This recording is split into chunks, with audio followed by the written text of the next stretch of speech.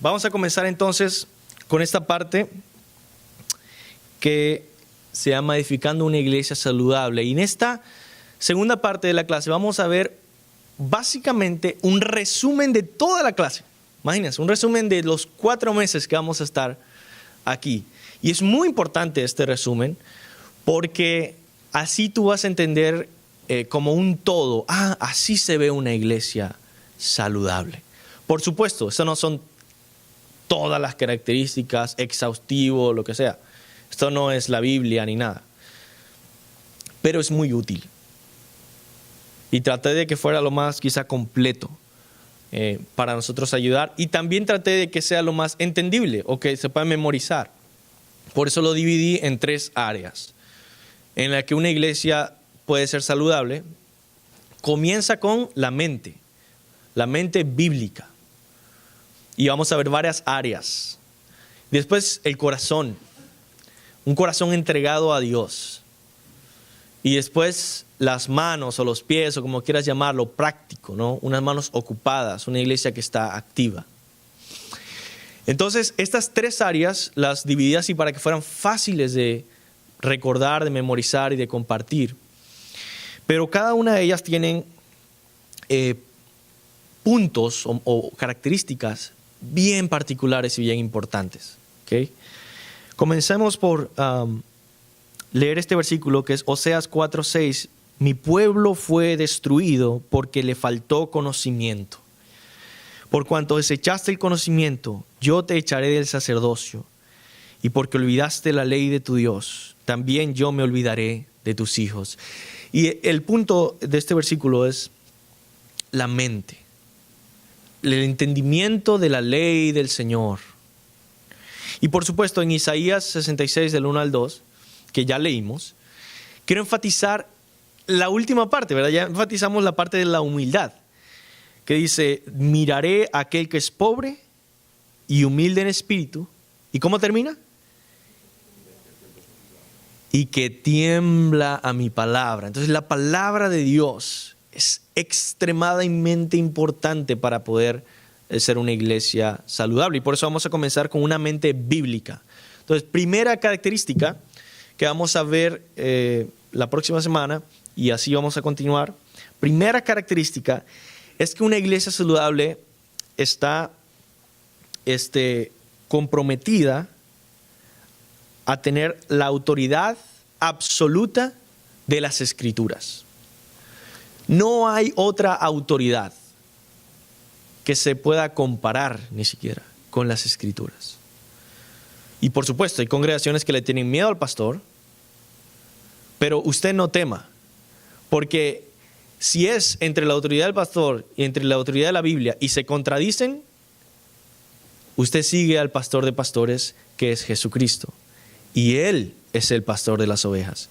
Y esa Biblia y ese mensaje bíblico es el que usted debe de seguir, confiar y defender.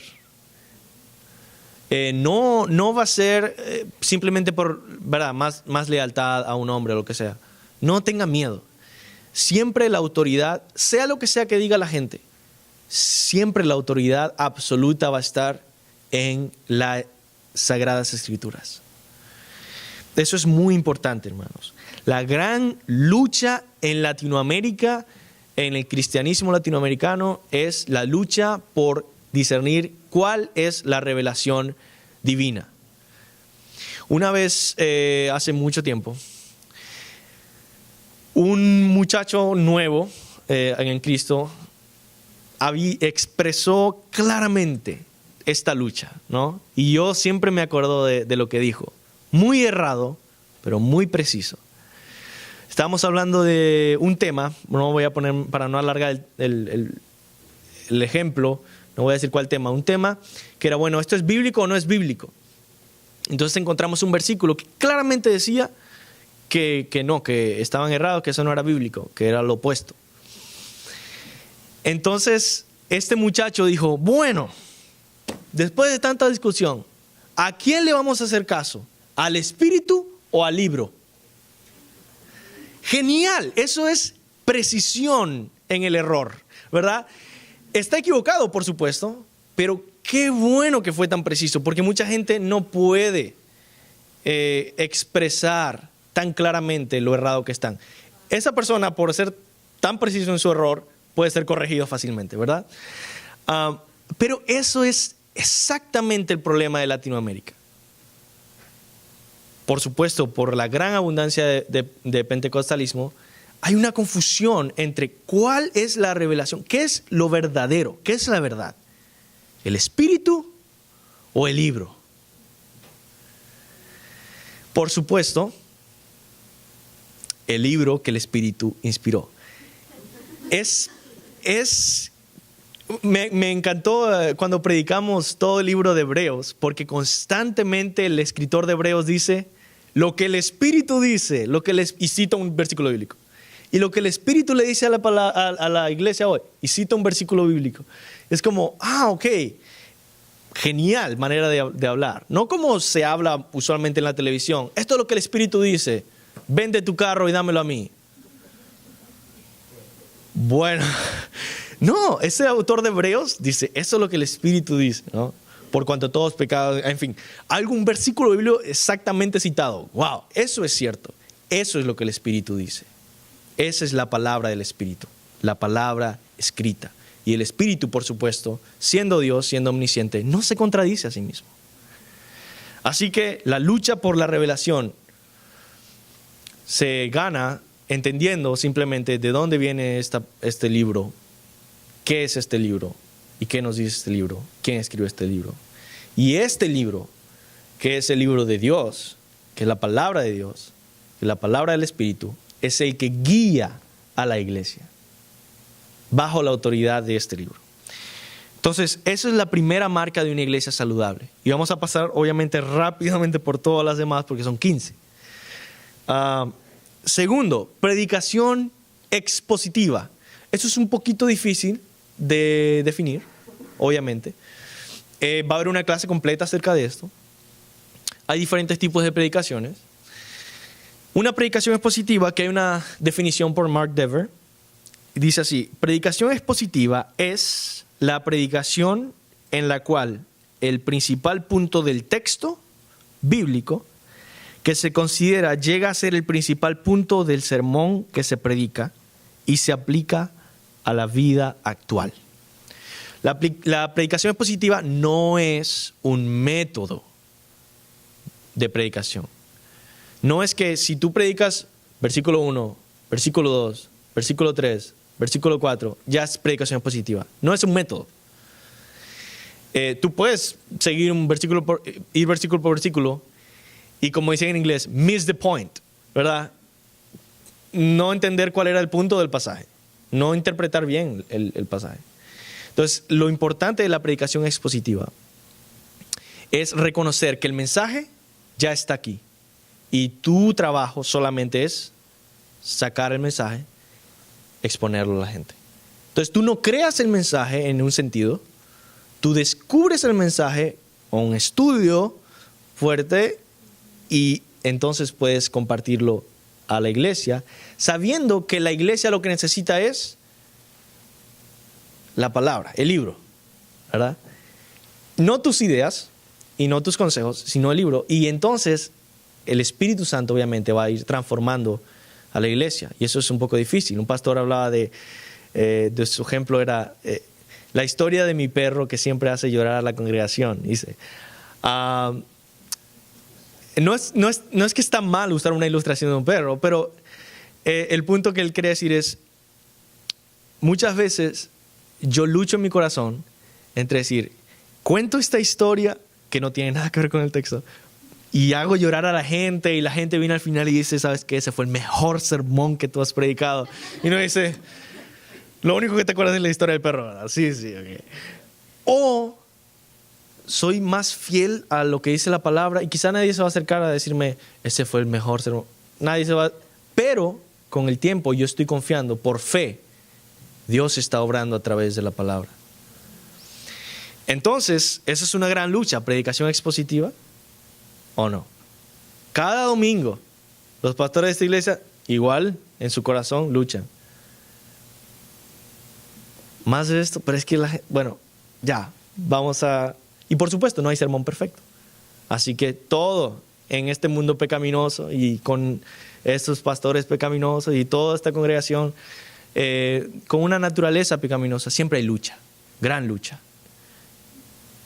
Pero esa es una marca de una iglesia saludable, que está comprometida a la predicación expositiva. Tercera marca, teología bíblica. Este quizás es el punto más difícil de todos los que vamos a mencionar, porque este es un término técnico, hermano. Esto no es teología que sea acorde a la Biblia. Eso no es lo que significa. Es un término técnico que significa un área de estudio de la teología. Y yo les voy a leer una definición y les voy a explicar un poquito más. ¿Qué es esto de teología bíblica? Edgar Aponte dice, escucha con atención. En términos más amplios, el enfoque de la teología bíblica es la estructura de la Biblia. Es entender cómo cada texto bíblico se relaciona con el resto de toda la Biblia. La teología bíblica busca demostrar lo que la teología sistemática asume, que las escrituras no son un conjunto de historias eclécticas y caóticas, desconectadas entre sí, sino una narrativa perfecta que comunica un mensaje coherente y consistente. Como hemos señalado, la teología bíblica se concentra en comprender el mensaje teológico de la Biblia completa. Entonces, esta área de la teología lo que busca es entender toda la narrativa, la historia de la Biblia como un todo. Entonces aquí, todos nosotros quizá conocemos la historia de Jonás, la historia de Noé, la historia de la creación, Elías. Y uno dice, bueno, todo está desconectado. ¿Qué hace la teología bíblica? Esta área de la teología bíblica lo que hace es conectar todo esto y decir, mira, este es el desarrollo de toda la historia. Y para darle un preview, ¿verdad? Porque esto va a ser una clase completa después, más o menos la historia bíblica va así.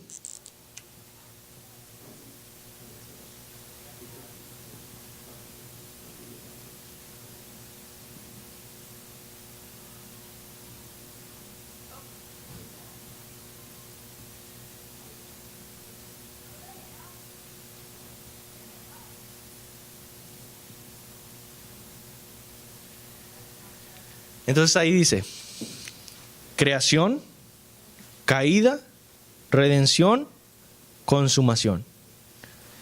¿Dónde está el capítulo 1 de Génesis? Acá. ¿Dónde cabe Noé? En esta parte. Casi todo cabe en esta parte, obviamente, en la caída y en cómo el Señor está obrando su plan de salvación, de redención. Todo esto hasta que llega a Jesucristo en la redención. Y esa redención no ha terminado, porque nosotros esperamos la consumación o la nuevo cielo y nueva tierra. Entonces, en esta historia bíblica a veces se le llama la historia de redención, la historia de salvación. Esta gran historia es toda la narrativa bíblica, ¿verdad? Bueno, pasamos a el cuarto punto. Claridad doctrinal. Entonces, una iglesia saludable tiene claridad doctrinal. Una iglesia saludable sabe lo que cree y puedes preguntarle a los líderes, a la mayoría de los líderes, y te pueden decir, esto es lo que creemos. Claridad doctrinal. Muchas veces la mayoría de las iglesias no saben qué creen. Incluso iglesias buenas no tienen idea de algunas cosas. Dicen, no sé, no sabemos qué creemos. Por eso la claridad doctrinal es tan importante.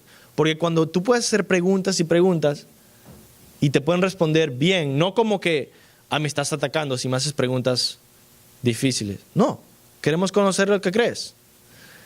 Y ya cuando te pueden responder bien, ahí puedes decir, bueno, esto es bíblico, no es bíblico, saludable o no, es lo que creo o no. Entonces, eso es una marca de una iglesia saludable, hermanos. Y quinto, en cuanto a una mente bíblica, es el discernimiento espiritual. Por supuesto, las iglesias enfermas no tienen discernimiento espiritual. Los miembros no tienen discernimiento espiritual porque están en una iglesia enferma y no saben que es una iglesia enferma. Una persona que tiene un discernimiento espiritual entiende estos tres tipos de congregación y sabe cómo es una iglesia bíblica y cuál es el rumbo que hay que seguir. Entonces eso tiene que ver con la mente bíblica. Ahora pasemos al corazón entregado a Dios. Por supuesto, no todo tiene que ver con la mente. No todo tiene que ver con conocimiento. No todo es doctrina, doctrina, doctrina. En Mateo 22, 36 al 40 dice le dicen a Jesús: Maestro, ¿cuál es el mandamiento más importante de la ley? Ama al Señor tu Dios con todo tu corazón, con todo tu ser y con toda tu mente. Le respondió Jesús: Este es el primero y el más importante de los mandamientos. El segundo se parece a este: ama a tu prójimo como a ti mismo. De estos dos mandamientos dependen toda la ley y los profetas. Amor, corazón. Jesús obviamente enfatizó la verdad. Dijo: yo vine a dar testimonio de la verdad. Pero también enfatizó el amor, el corazón. Y una iglesia saludable tiene un corazón que ama, ¿verdad? La primera característica de este corazón es que tiene como meta la adoración. Ama primeramente al Señor. Y hermanos, la meta de la iglesia no es, como John Piper muy bien dice, no es las misiones. También podemos agregar ahí: la meta de la iglesia no es familias mejores, o también muy popularmente, como se dice, vidas transformadas. No es gente que conozca doctrinas. Esa no es la meta de la iglesia.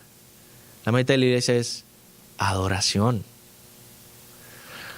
¿Saben por qué? Porque cuando Jesucristo venga y nosotros estemos con Él, usted no va a tratar de hacer misiones. Y usted no va a tratar de corregir la doctrina de sus hermanos. Usted no va a tratar de hacer nada de eso. Usted va a adorar al Señor. Y esa es la meta que nosotros tenemos. Y todo lo que hacemos, sea enseñanza, o sea disciplina, o sea trabajo, todo lo que hacemos debe tener una meta, y es la adoración al Señor. Y por adoración no quiero decir música, sino todo tipo de adoración. Adoración en oración, por ejemplo. Adoración en comportamiento, en obediencia.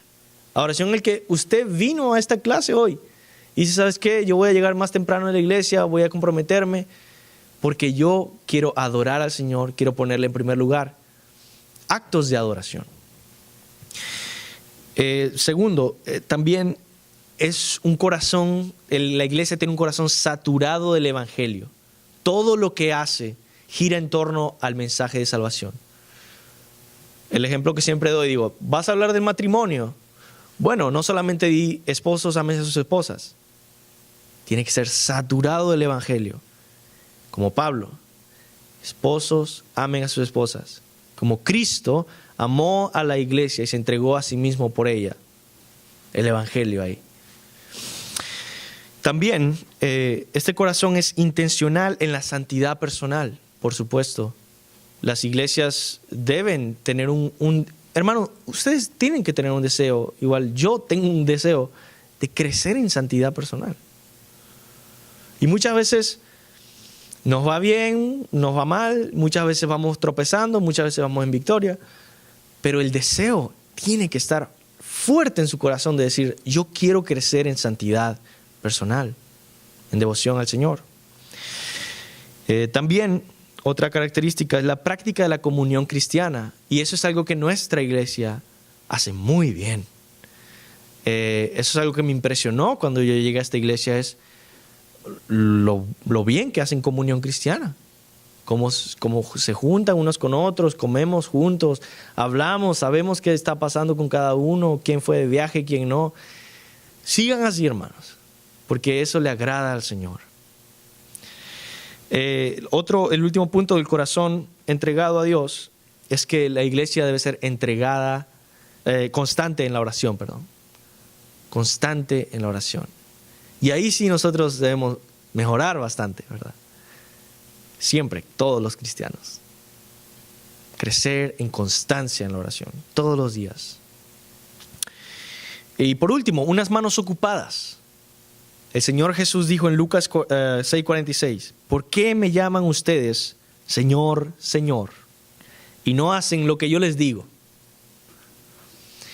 Y las manos ocupadas, dicen, Primero, un liderazgo bíblico. Nosotros debemos entender que los líderes tienen que estar calificados y vamos a hablar mucho más de eso, que no pueden ser mujeres, y aquí ya me estoy metiendo en problemas sin explicar nada del contexto bíblico, pero vamos a tener una clase completa de eso. Liderazgo debe ser bíblico. También la membresía debe ser bíblica en la iglesia, significativa, que la gente entienda y esté comprometida con la iglesia.